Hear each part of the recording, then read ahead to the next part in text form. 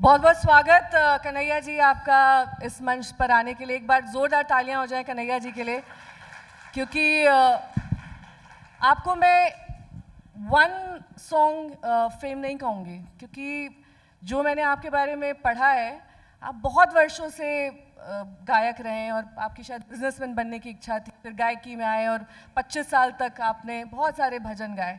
लेकिन एक गाना आपका बहुत पॉपुलर हुआ और बहुत प्रचलित हुआ, और हम राम को लाए हैं, उनको लाए हैं जो राम को लाएंगे। ये इतना ज़्यादा कंट्रोवर्सी में क्यों आया? और जब 8 सितंबर को आपने घोषणा करी कि आपने इच्छा जाहिर करी कांग्रेस पार्टी में जाने के लिए, उसके बाद इतना बड़ा बवाल मच गया, लुधियाना तक आपका विरोध हुआ। फिर आपने 10 सितंबर को एक फेसबुक लाइव किया। उस लाइव में जो आपने बातें कही, उससे लगा कि कहीं ना कहीं आप डर गए। ये डर आपके मन में क्यों आया? क्योंकि आपकी सुरक्षा भी अचानक बढ़ा दी गई।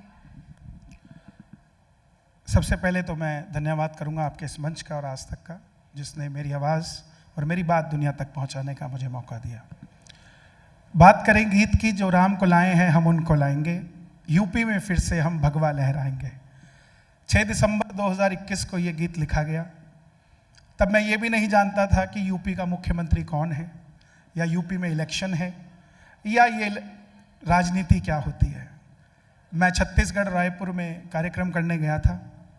वहाँ राम जी का मंदिर बना है, बहुत भव्य मंदिर बना। मैं दर्शन करके बाहर निकला तो मंदिर के ऊपर मैंने देखा सिर्फ भगवा ध्वज थे, और मंदिर के बाहर चाय पे कुछ लोग चर्चा कर रहे थे कि देखो हम राम को ले आए।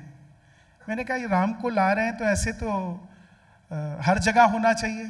तो तभी दूसरा बोला तुम अकेले थोड़ी ना लाए, यहाँ के नेता भी लगे राम जी को लाने के लिए, और सामने महाराज जी की तस्वीर थी, योगी जी की। तो मैंने उसी समय कलम चलाई कि जो राम को लाए हैं हम उनको लाएंगे, और महाराज जी क्योंकि यूपी से थे तो हमने लिख दिया यूपी में फिर से हम भगवा लहराएंगे। और वो गीत ऐसा प्रचलित हुआ, मुझे नहीं पता था कि उसको भाजपा इस्तेमाल कर रही है या वो इसके जरिए प्रचार कर रही है। आपको सच में नहीं मालूम था? नहीं, मुझे नहीं मालूम।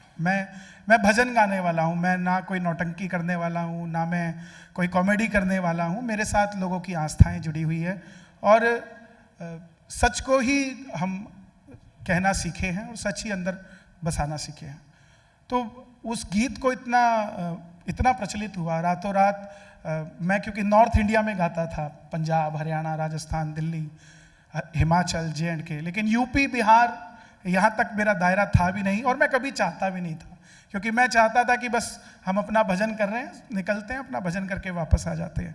लेकिन जब लोगों में चेतना देखी, 80-80 साल के बुजुर्ग, 90-90 साल के बुजुर्ग रोते हुए फ़ोन कर रहे हैं मुझे कि आपने एक सनातन को जगाने का काम किया है, तो मुझे लगा कि ऐसे गीत और बनाने चाहिए और काम करना चाहिए, जिससे इन लोगों को और बल मिल रहा है। क्योंकि जब सनातनी सनातन की बात करता है तो लोग कहते हैं ये नफरत फैला रहे हैं। ऐसा नहीं है।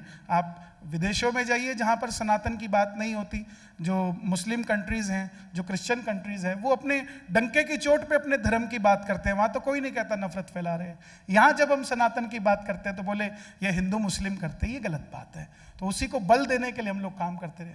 तो एक बार वो गाना भी हो जाए जिसको लेकर इतना विवाद हुआ, जो राम को लाए हैं। हाँ, मैं खुद ही सुना देता हूँ, ट्रैक्स की जरूरत नहीं है। जो राम को लाए हैं हम उनको लाएंगे, जो राम को लाए हैं हम उनको लाएंगे, भारत में फिर से हम भगवा लहराएंगे, भारत में फिर से हम भगवा लहराएंगे।